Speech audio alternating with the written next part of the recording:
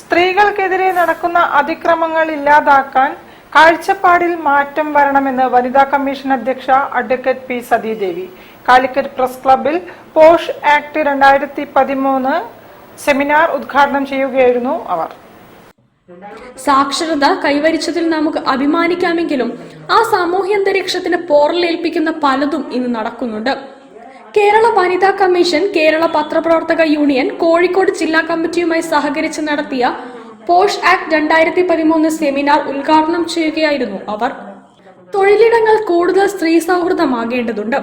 എല്ലാം സഹിക്കുന്നവരെ ഉത്തമ സ്ത്രീകളായി കാണുന്ന പ്രവണത ഇപ്പോഴും നിലനിൽക്കുന്നു.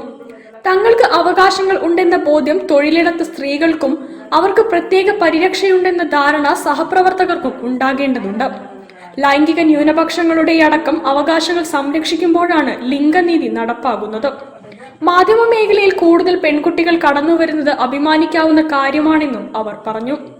ലിംഗനീതിയെ കുറിച്ചിട്ടുള്ള കാഴ്ചപ്പാട് വളരെയേറെ മാറിക്കഴിഞ്ഞിട്ടുള്ള ഒരു അന്തരീക്ഷത്തിലാണ്. ലിംഗനീതി എന്നൊക്കെ തന്നെ പണ്ട് എഴുതിയുണ്ടാക്കുന്ന ഭരണഘടന ചർച്ച ചെയ്യുന്ന സമയത്തൊക്കെ ലിംഗനീതി എന്ന് പറയുമ്പോൾ ആൺപെൺ തുല്യതയെ കുറിച്ചായിരിക്കും അന്ന് ചർച്ച ചെയ്തിട്ടുണ്ടാവുക.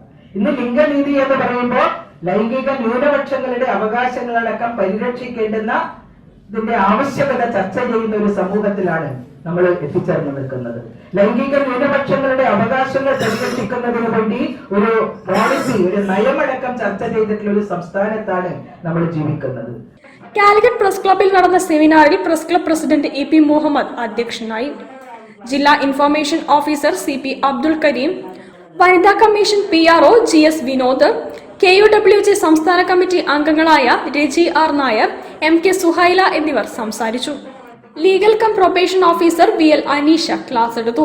Press club secretary PK Sajith സ്വാഗതവും വൈസ് പ്രസിഡന്റ് KS രേഷ്മ നന്ദിയും പറഞ്ഞു. News bureau, Kozhikode. കോഴിക്കോട് ചെലവൂർ കളാണ്ടിത്താഴം ദർശനം ഗ്രന്ഥാലയം 30ാം വാർഷികാഘോഷത്തിന്